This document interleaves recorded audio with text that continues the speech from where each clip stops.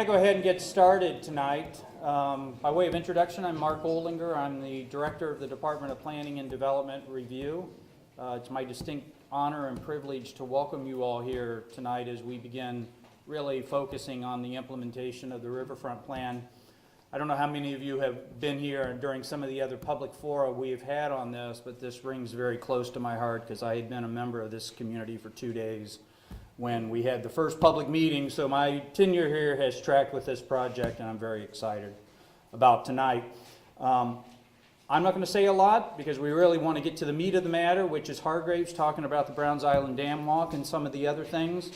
But we wanted to have a welcome tonight from Mayor Dwight Jones. Mayor has been very, very supportive of the Riverfront planning process, putting money in the capital budget each of the last 2 years for planning the riverfront improvements and the first phase of implementations, and he's here tonight to welcome you all here. So without further ado, Mayor Dwight Jones.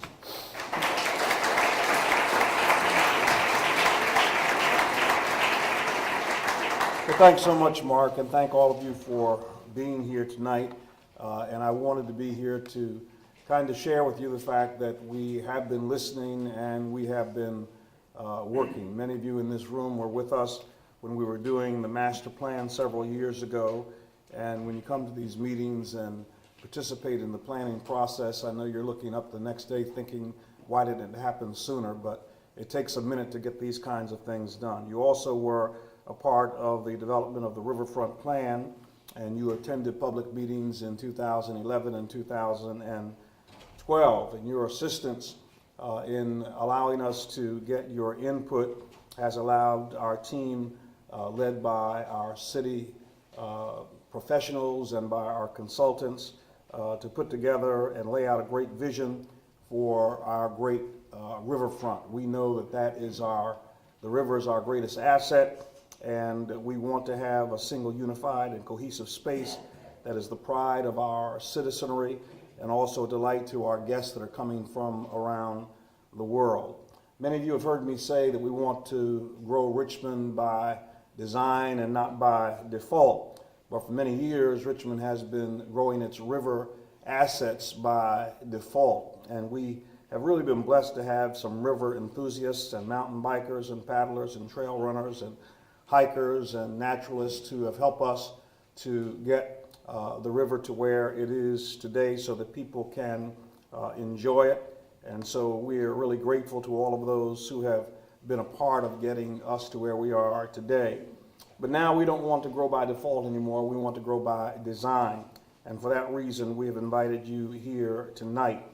We want it to be a spectacular place, not only by enhancing the experience for those who know and enjoy and care for the river, but we want to find ways to get the citizens of Richmond to the river. We want them to be able to enjoy the river on lunch breaks, on Saturday and Sunday afternoons, evenings and mornings, in good weather and bad. We want everybody to have accessibility to the river. We want to increase access, and we want to install amenities so that the river will become a very natural part of our life here in the city of Richmond. And so a key element of the Riverfront Plan and of my administration is to provide alternative forms of transportation and connectivity. And our bike and pedestrian coordinator is working on this along with members of our staff. We want linkages to the river, and we want the assets of the river to be made available to all persons. And so I'm so delighted. This is a marvelous crowd. We're so happy that you're so interested in this and willing to let us be benefited by your input. And we know that the discussion tonight is going to be one that all of us are going to be proud of. So thank you so much for coming out tonight. We look forward to the presentations, and we look forward to the connectivity that we're going to provide to the river. And I look forward to being able to walk across from one side to the other and not get wet. Thanks a lot.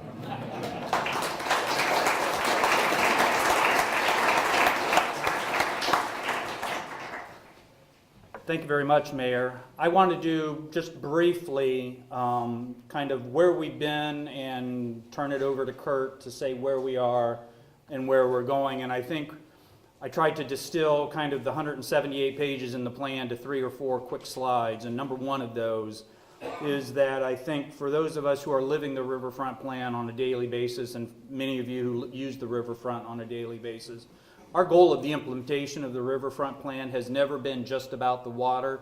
It's about really rethinking the city's relationship to the river and how does that influence the form of the development and the type of the development and the location of the development that will occur. So when we get to the kind of macro tonight of the Browns Island Dam Walk and how it links the north and the south banks, think also about how all of these pieces begin to fit together and create a much seamless whole. So as Mary Margaret Jones of Hargraves always says much more elegantly than I do, it's about really creating, when we're all said and done, this single, unified, cohesive system.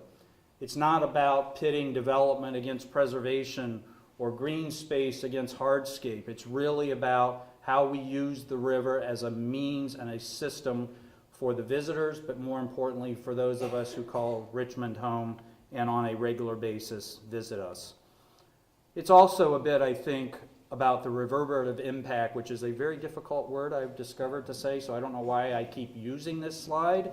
But the idea behind that is that the spillover and the secondary and tertiary effects of an active river, of a place along the riverfront, mean many things to the neighborhoods, not just along the water and not just up against the flood wall. But I think it really does. When the mayor talks about more access by more people, more of the time, I think this is really what we're trying to get at. How do, as we go out from the center of the city, how do these affect other neighborhoods? How do those neighborhoods interact differently with the river? And how do we create those great places and those pivotal places that we mention in the plan?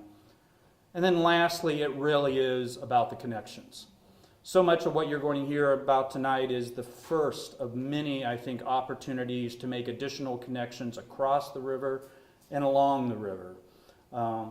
In some other presentations I make, there's a slide I show of a local photographer, Jamie Betts, who has this great photograph of the flood wall and the CSX trestle and the interstate highway and all of this stuff, and the river is right there, and you can't see it. So as we move from the river as basically a commodity and a utility to an amenity, how do we begin to peel back some of those layers of lack of connectivity that have occurred over the last 150 plus years and begin to help reconnect us to the water? So what we're going to hear tonight is from Hargraves on one particular aspect of that plan, and the one that I think has generated the most interest from the most people, which is the Browns Island Dam Walk, which is a new pedestrian linkage from Browns Island to the South Bank, connecting to trails, the emerging Manchester neighborhoods, the businesses that are also called South Richmond home. And without further ado, I want to turn it over to Kurt Reeder from Hargraves Associates, who will walk us through the Browns Island Dam Walk. We'll conclude with some final comments from Jim Hill of my staff in the Department of Planning and Development Review, and then we'll turn it over for some Q&A for the balance of the night. So, Kurt, it's all yours. Before we get started, we're standing room only. Our objective tonight is to share with you some of the progress for the Browns Island Dam Walk, a master plan concept that has evolved considerably from where we were in 2012. And with me tonight from Hargraves is Mary Lydecker, and she and I will be tag teaming the presentation tonight. And also in the room with us are several members of our consultant team, including John Carty of VHB, Eric Vuktevin of Moffett Nickel, and John Crank of 1717 Design. What I'd like to do is start off by briefly describing the condition and the location and the components of the Browns Island Dam itself, turn it over to Mary, and she's going to walk you through some of the proposed adaptations and transformations of the structure itself, and then I will finish by talking about how that dam structure meets the South Bank in Manchester and how the somewhat complexity of resolving different topographical and connective connections are made. So fundamentally, the Browns Island Dam is a 1,700 foot long structure that runs from Browns Island over to the climbing wall, just a little bit downriver of Belle Isle. And the Richmond and Petersburg Railroad embankment is this large 55-foot high earthwork that the old Petersburg and Richmond and Petersburg Railroad once ran across as it connected to Railroad Avenue and continued to the south. Now, circa 1900, when this was built, it was a constant concrete footing and weir that was poured all the way across the river. And on top of these piers was a steel structure that had a series of tracks on it with a vehicle that would go across and help raise and lower these dam gates. And the reason for that was that that would control and route the pool water over here into the Haxall Canal to generate electricity. Now it's interesting in this photograph, in a heavy flood condition, those gates would all be raised up, of course, to let that water go through. And you'll also notice the difference between this image where the steel rested directly on the concrete piers, and then much later where at some point they decided, well, the floods are actually quite close to the top of the concrete. So they raised up that track structure another 10 or 12 feet above the concrete to get it out of the floodwater. So as we walk through quite a few of these slides tonight, there are a whole series of different configurations and a whole series of different conditions, ranging from being on the metal structure itself out over the water, and then where it almost meets the land and starts to run through kind of a wild South Shore condition, and then how that marries up with that railroad embankment on the south end. Now, many of you might be familiar with walking out on the 3 Days in April memorial that is part of the old dam structure that originates at Browns Island. And certainly if you've walked out there, it's been almost tantalizing in the suggestion that you kind of want to walk across that. You want to continue all the way to the south bank. However, it was cut off for public safety reasons to make sure people didn't hurt themselves out there. But as recent as our visit in 2011, we happened to snap this photograph and realize, my God, this is just begging for reconnection. People are obviously using it, and perhaps not the safest manner possible, but they're clearly enjoying themselves, and that was really the moment of genesis for us in terms of figuring out that this was a connection that really needs to be reestablished. So looking at the existing structure itself, it has steel grating that's 1 by 4 inches wide. So that doesn't work for wheelchairs, it doesn't work for road bikes, and it really is not ADA accessible, universally accessible in any shape or form. It also has the railroad track that runs down it, which as a tripping hazard, that doesn't work. So both the grate and the rail, and also this handrail, which doesn't meet any sort of acceptable code, will have to be retrofitted and in most cases removed. And in fact, the handrail itself is asymmetric. It's only on the upriver side, and there is no such rail on the downriver side. But as you move across toward the south bank, 1,600 feet in, approximately 1,500 feet in, the steel superstructure stops, yet notably these concrete piers continue off into the woods. And that weir and pier condition has over time accumulated quite a bit of down timber that has accumulated on the upriver side, and that in turn has collected soil, and that in turn has led to the growth of, quite vigorous growth of volunteer trees. So you get this really wooded condition. The concrete piers are there, the trees are there, but in fact the steel superstructure never came this far over because this was kind of the backwater end of the dam, and they did not need to put those gates in place.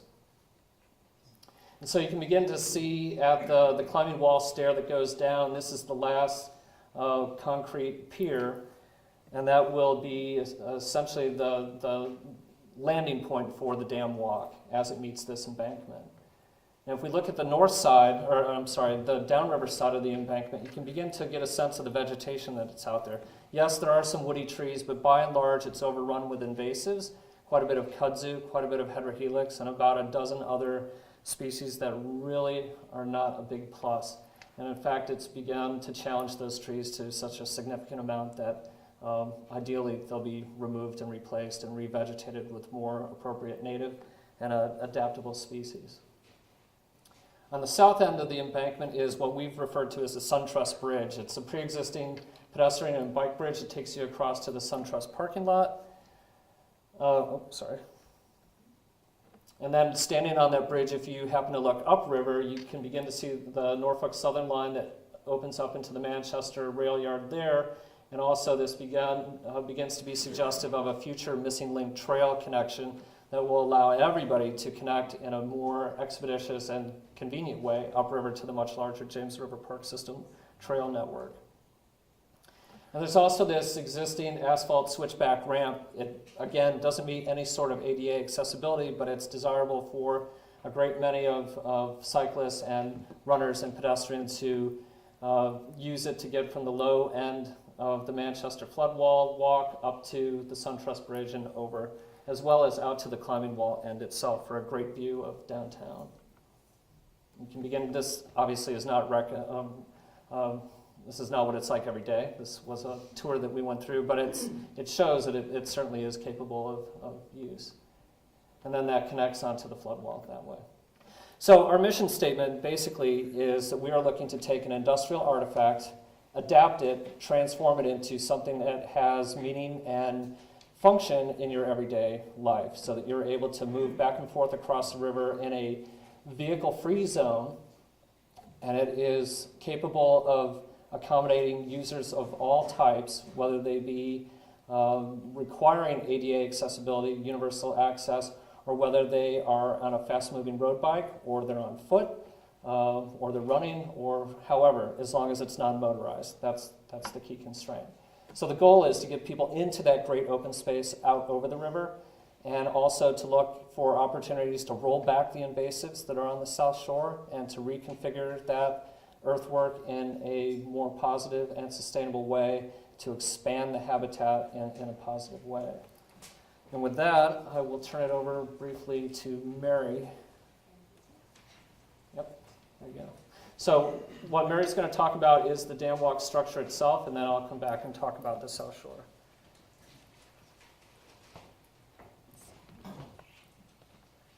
So in designing the dam walk structure itself, we looked at a wide variety of precedents from pedestrian-only footbridges such as Squibb Park in Brooklyn, as well as more extensive landscapes on structures such as the High Line in New York, which you see over here. We were looking at these for both dimensional guidelines as well as material qualities, and also to help us clarify the intent of this dam walk. Who are the users? How are they using this structure? What we determined is that this is a connection point between the Browns Island and the Manchester climbing wall that connects all the way to the South Bank that's for a wide variety of users, including pedestrians and bicyclists. The dam walk structure itself is a 10-foot clear passageway connecting the climbing wall and Browns Island, punctuated by overlooks.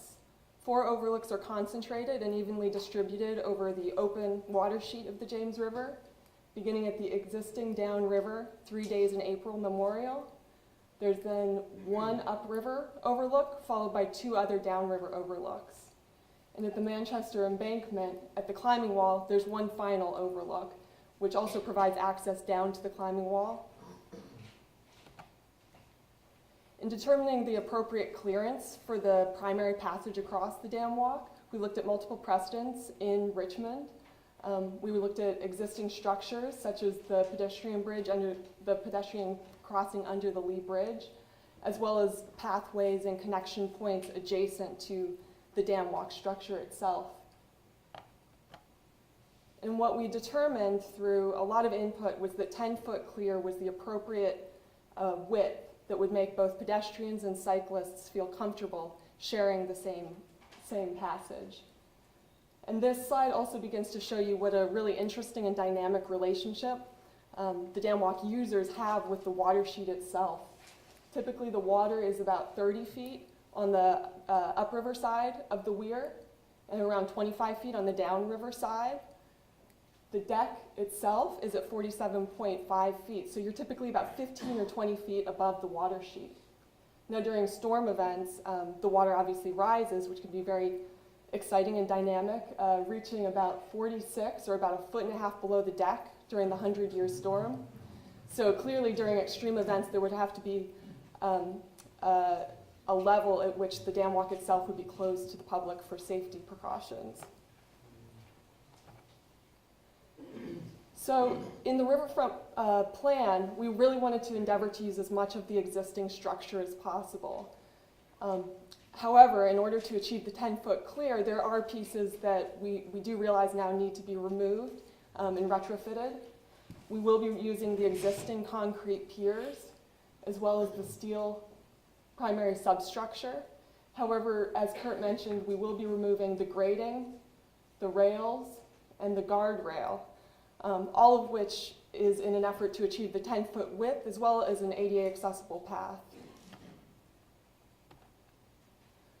We have two options for the guardrail in particular.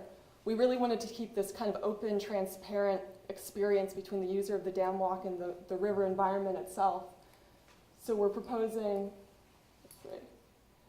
a stainless steel mesh, which could be either applied in this form where there are cables at the top and at the bottom holding the mesh in place, or an alternative which includes a tube frame assembly into which the stainless steel mesh is stretched. And each of these include an aluminum grating, which we'll show you later. It's also important to note that in addition to the 10-foot clear, we're also recommending that the height of the guardrail be 48 inches.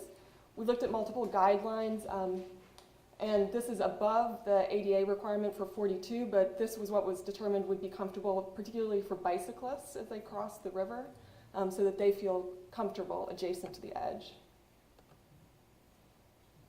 As I mentioned, the dam walk itself is punctuated by overlooks. At the overlooks, the clear span is increased to 16 feet. These are moments where people can step off or bicyclists can pull over and stop momentarily. And these would have benches. Here's a view which shows you the extent of the overlooks. They're 24 feet long, 6 feet wide, which really takes advantage of the existing structural capacity. And these are just moments where a bicyclist or a pedestrian could pull off for a moment. And we're also really beginning to look at these as opportunities for additional options such as public art, possibly lighting, special lighting at the overlooks, or interpretive signage to really make these special events. So here's a view, just looking out from the overlook. You can start to see kind of the transparent effect that we're trying to achieve so that you really get a close sensorial experience of the river. As I mentioned, this is the stainless steel mesh that would be used in either application. And this is the aluminum grating. We selected the aluminum so that it's lighter and minimizes the structural requirements that are going to be needed to augment the existing structure. It also has integral grooves so that pedestrians and bicyclists feel comfortable when it's wet during rain or snow events. And the gaps are 1/4 inch, so they do conform to ADA requirements so that anyone can use the dam walk. We've also begun to look at lighting opportunities for the dam walk. Instead of using poles, what we're leaning towards is discrete pathway lights, which are integrated into the architecture of the dam walk itself. This would light the pathway so that it's comfortable for people to use it beyond just daylight hours. And from a distance, the dam walk would be kind of a ribbon, a very ambient light. And then, as I mentioned, the overlooks will be opportunities to kind of punctuate that so that you maybe see a brighter spot as you approach the overlook. And from a distance, it also emphasizes the kind of linearity of the dam walk itself. And right now, we're leaning towards maybe lighting the bench element in the overlooks. Now, as I mentioned, we're trying to use as much of the existing structure as possible, so we'll be keeping the existing pier. The dark red shows the steel structure, the substructure that we will be maintaining, and then the light pink is the part that we would be removing. In order to accommodate the increased loads due to pedestrian traffic, both during a normal event and during unusual events, such as maybe fireworks when everyone's on one side of the bridge, we would have to augment with A36 steel, which parallels the existing structure. This is a typical section. And an additional arm would have to be added at the overlooks. And then for this, the singular upriver overlook, the overlook would actually cantilever out over the river itself. So the Browns Island Dam Walk, both including the structure in the south bank, is the first opportunity for the city to introduce a new and cohesive riverfront wayfinding strategy. So we started to look at different options that integrate both with the city wayfinding system as well as the James River Park system. Blue would be the indicative color, and we're also looking at a distinctive stone base, which would be really appropriate for the kind of robust and sometimes rough riverfront environment.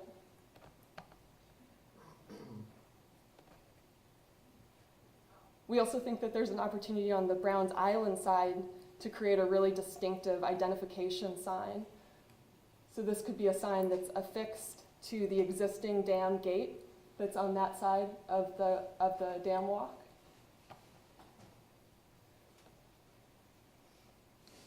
And this begins to show our initial pass at wayfinding, connecting from Browns Island across the dam walk and then reaching all the way to Manchester.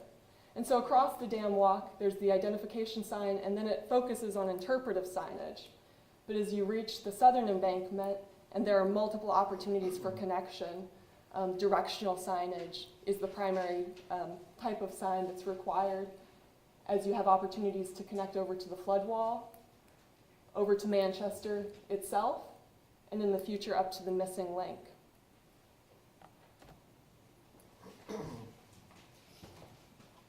Thank you, Mary. Before we start describing where we are today, I believe it would be helpful to give you a sense of where we were in November and December as we presented to the Planning Commission in January, and how we've evolved that further still to get where we are today in February. So our initial schemes looked at trying to figure out how to run a switchback up the upriver side of the embankment, and maybe try to tighten it up even further close to the climbing wall. But what we found through the survey and the base data and walking through the site is that this hillside is exceptionally steep. It's 1 vertical to 1.5 horizontal. It's very steep, and that means it's very difficult to work any sort of switchbacks into it. So we began to look at something a little bit more architectural that would have kind of a double helix or maybe kind of a stacked racetrack. And the problem with this was that it began to push out into the delineated wetlands. So we wanted to steer away from that. So that wasn't going to work for us. So we started to look at strategies which we refer to as the high scheme and the low scheme. And the high scheme basically brought users across the bridge until it hit the embankment and then pivoted, and you had a decision point. You could take the low road that brought you at grade until you came up to the railroad tracks, and then you could run along the existing gravel pathways, and then you would make an abrupt 300-degree turn and begin a long rise up until you got to the climbing wall, and then you'd have to come back to get to the SunTrust Bridge to the parking lot. Alternatively, there was the high road where you could reach that decision point and then make a almost 5% slope up underneath that bridge and then continue on to that bridge. It's kind of complex. There's a lot of paving. The green represents all the area that we would have to disturb and fill, and so there'd be a lot of removal of vegetation out there. What was good about this is it gave a pretty quick pedestrian route. It was 820 feet from bridge to bridge here, and it had a distance of approximately 1,730 feet to cycle that way.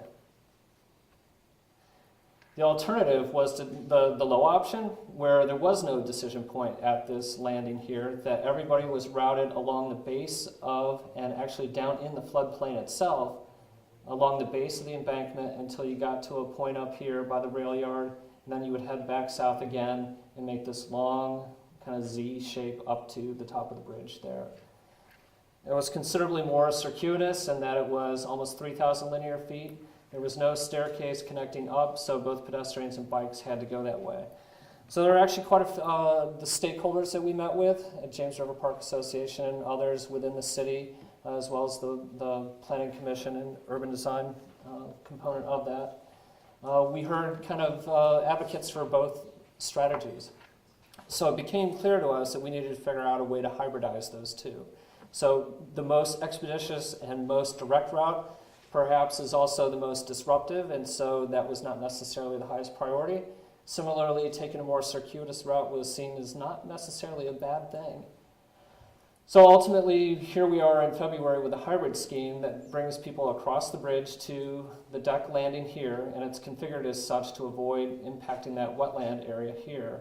And then it begins to turn into an at-grade condition that is essentially flat, that runs along, and it provides you pedestrians with an opportunity to go up 3 flights of stairs directly to the bridge and continue on.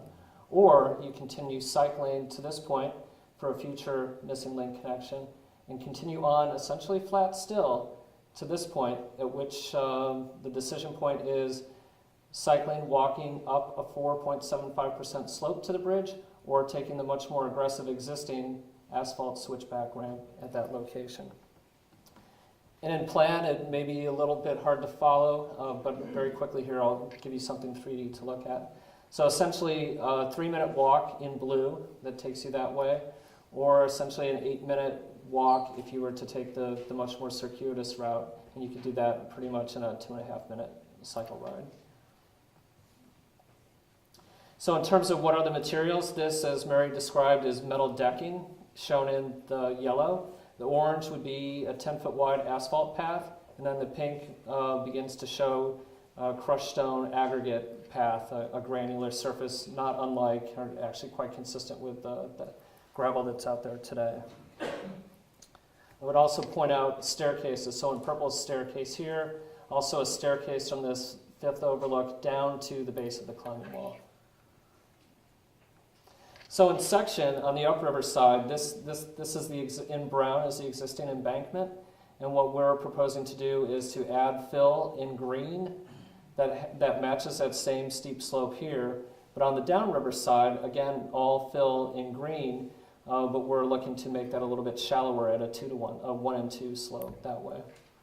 Now the common elements here are a 10-foot wide pavement with a 2-foot recovery zone before it drops into a stormwater swale, bioswale on the upriver side, and then a 5-foot wide recovery site, a zone of grass facing away from the embankment, so that as cyclists are coming along and they need to get out of the way, or they want to pull off to the side, they're able to do that and not feel they're in danger of going down the slope. What that allows us to do is to avoid putting in a 48-inch high cable rail or a chain link fence that would encircle essentially this entire facility. And what we wanted to do was minimize the intrusion of fences and do so with a more gracious accommodation and recovery zone, so that it's not all about being caged in, and it's more about moving through this revegetated environment. So looking at this 3-dimensionally, this is upriver looking toward the Manchester and SunTrust building over here. At grade, we have a cut condition here, cutting into the hillside and using that material as fill in this zone. And then you can begin to see the rise up. This is looking from SunTrust back toward downtown. And you can see the curve and the cut condition here, and then swing it around to this location. All of this is flat. This is 4.75, which is ADA accessible without any sort of handrails. And then this area is the existing asphalt switchback, which is very steep, in excess of 11%. But it's also the most direct route. So the primary connection is this big kind of spiral like that, but it also has the connections to the Manchester floodwall, the future connection to the missing link, and it allows pedestrians that cut through up a staircase, as well as the fast bike connection that way. Zeroing in a little closer, here's the delineated wetland area that encourages us to be a little bit more gymnastic in terms of retaining walls and continuing the dam walk structure across, and then a staircase that takes you down to the climbing wall, but far enough away so that it does not impact at all the activities of climbing on that wall. And you can see that from the different vantage point and the relationship of the upper water to the weir and the piers and the staircases. And you can begin to see indications of light poles spread out 70 feet on center, 14-foot high light poles. Moving from the dam walk, you can begin to see the 3 three series of staircases up, or 3 levels of stair, and you can see it from the reverse direction here.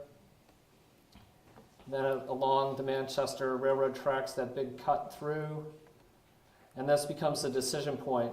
Do you continue to the Do you continue to the Manchester flood wall? Whoa, not touching it.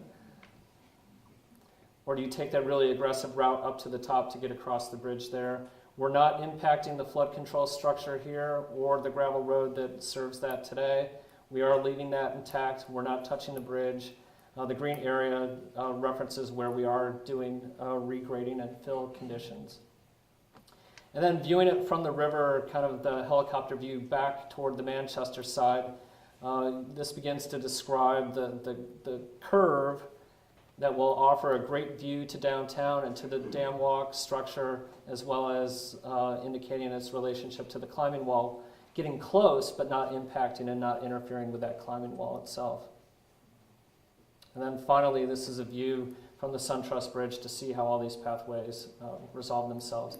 Now, key for us, in some of the previous schemes we had a direct impact on this 5-foot wide pathway that runs along the top of the embankment.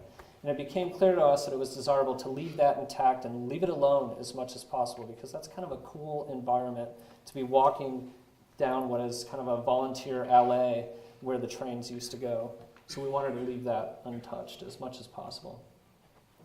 Now, half of this facility is within the RPA, the Resource Protection Area, and all of it is within the Resource Management Area.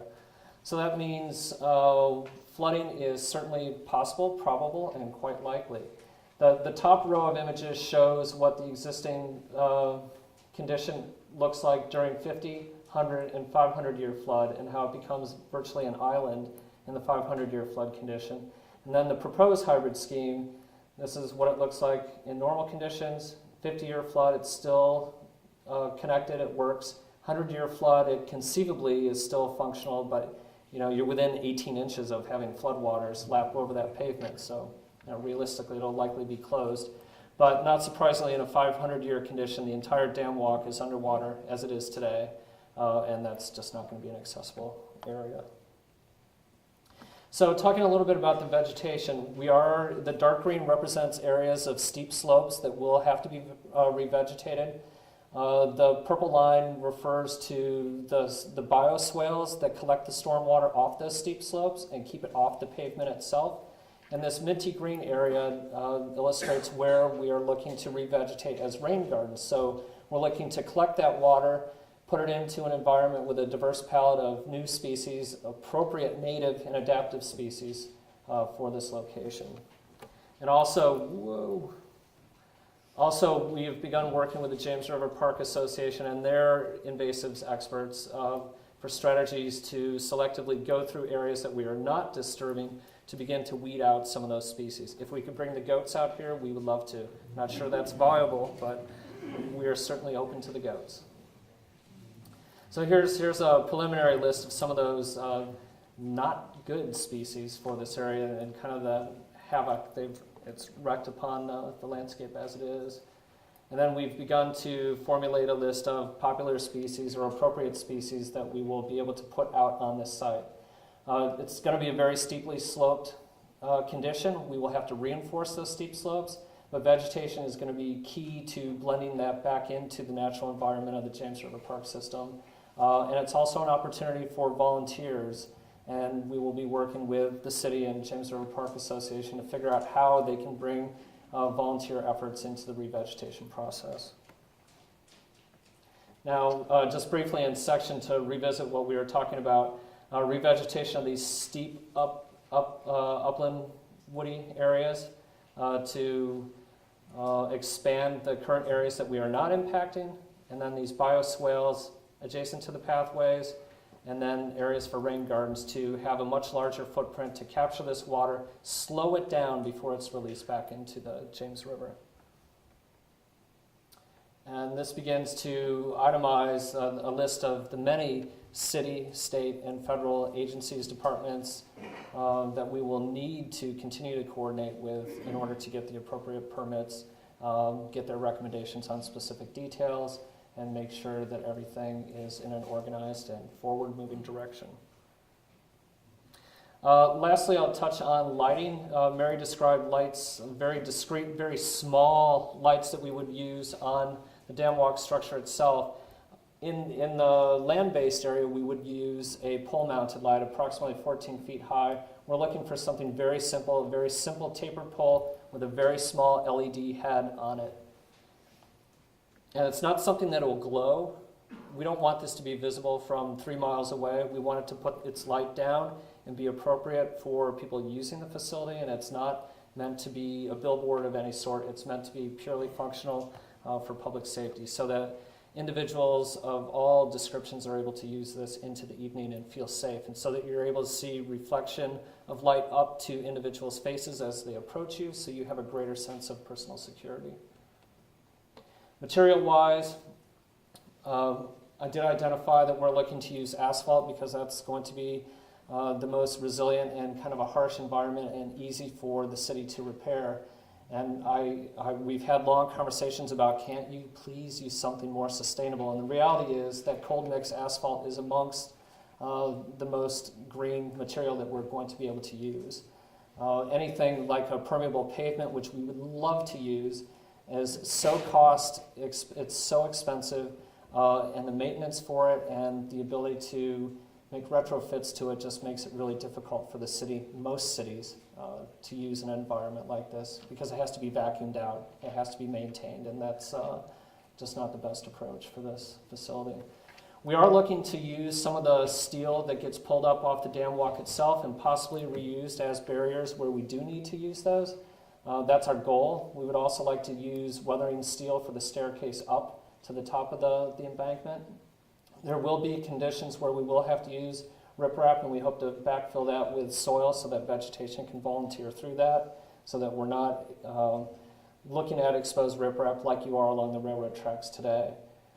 Any slope stabilization that we do use, we hope to do it as open cellular condition or buried in the soil itself so that it can accommodate the vegetation. And the bioswales will be lined with a temporary jute mat that will slow down the erosion of stormwater. And then ultimately, it's all about trying to bring the appropriate vegetation back to this landscape, so it's a really positive and great looking public landscape.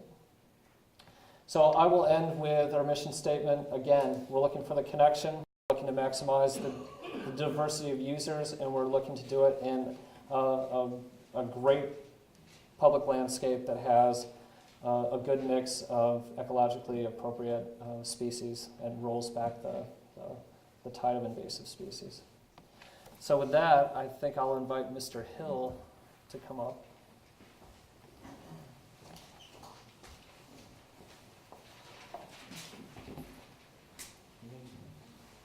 And to advance. No, there it is.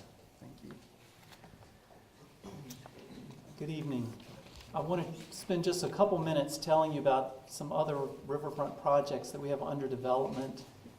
We are at this point able to select from among the Priority 1 projects, and a number of the criteria that we look for the initial projects to meet, and you'll see that the Browns Island Dam Walk meets all of them. We wanted to be able to get off to a quick start to get some things underway. We wanted to look at projects, for that reason, projects that were on property under the city's control. Also projects that did not involve the acquisition of property, because you don't know how long that will take. Projects that establish new connections along or across or through the river, and projects that improve access to the riverfront. Here at a glance, showing you how the projects that I'm going to briefly describe tie into the overall system of connections we hope to establish. The missing link here begins at the south end of the Browns Island Dam Walk. We're looking at Chapel Island Access Trail to open up this area of the riverfront, and we are also looking at near the mouth of Gillies Creek, improvements at the Lehigh Cement property.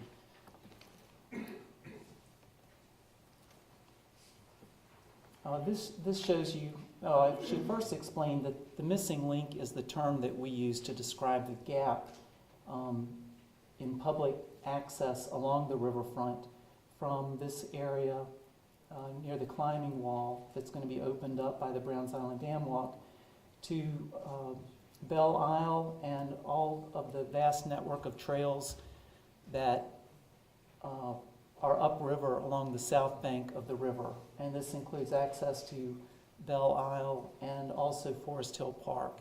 So strategically, this is a very important connection to make. The challenge here is that in this case, the city does not own property where it would make sense for us to lay in the alignment. And we are either having to look at working out an agreement with Norfolk Southern to put something alongside the rails, or possibly an engineered cantilevered trail along the bank, very steep bank of questionable engineering of how the soils are laid in, or possibly having to look at a structure along an easement within the river, which brings in additional regulatory questions. So it's a strategic and important connection, and we're working on how to approach that. The Browns Island, I'm sorry, reading the title, the Chapel Island Access Trail. This is almost a half a mile that's currently not accessible to the public. You can see how this is an area where if you want to continue your travels along the riverfront, you actually have to leave the riverfront and go back inland along actually follow the Virginia Capitol Trail before you can hook back up with the Shiplock Park. And there's some trails from Shiplock Park that reach back into here, but you reach a fence at this point, and this is the area that is currently off limits. We're very fortunate in that this area is under the control of the Department of Public Utilities. We've been working very closely with them. Everyone has to realize, approaching this, that portions of Chapel Island are an active component of the city's stormwater and sewage treatment facility. So we have to balance their operational needs and the need for safety with public access. I think you will probably remember from the Riverfront plan, the path alongside the retention basin. It is when we get to some of these operational areas that we're having to look at the way to safely get the public through, but we're working closely with them, and we think we're going to be able to find a way to navigate that so that we can open this up. And I believe that once this area is open, even if it's just simply made accessible, once the more intrepid among you begin to use it and get it mapped, that the demand for improvements, and over time we're looking at incrementally improving that to keep up with our very creative residents' imagination to make this as inviting ultimately as it can be.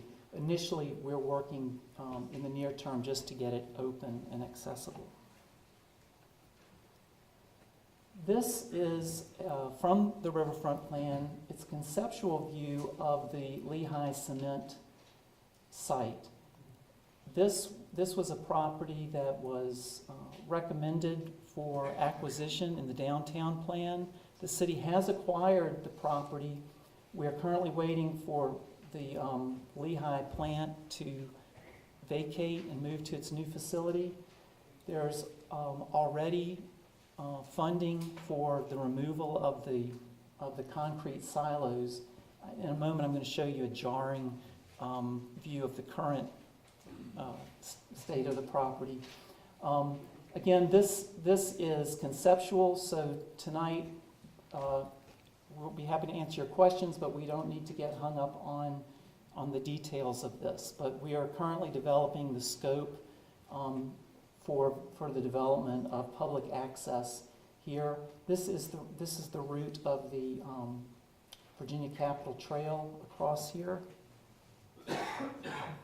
And again, this is the route of the Virginia Capitol Trail along here. We are assured that this will go in by 2015. We think that's about the time that we'll be able to take down these silos. The trail will be routed on the riverside of the silos, and then the improvements to this site will follow shortly after that. This is the where Gillies Creek joins the James River. And now, as promised, we have the opportunity. We'll give you the opportunity to ask us questions on any of the things that you've seen here this evening. First of all, we appreciate everybody coming. If you look at the bottom of your agenda tonight, there's an unbelievably long link to a website. Please go there if you would like to take a look at the details from tonight's presentation, more stuff on the Riverfront plan.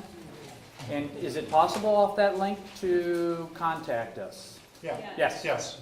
So if you didn't want to share tonight, but you have the great idea tomorrow while you're in the shower, please don't feel free to ship us a note. All right, well, thank you for your comments and attendance tonight. Thank you for coming.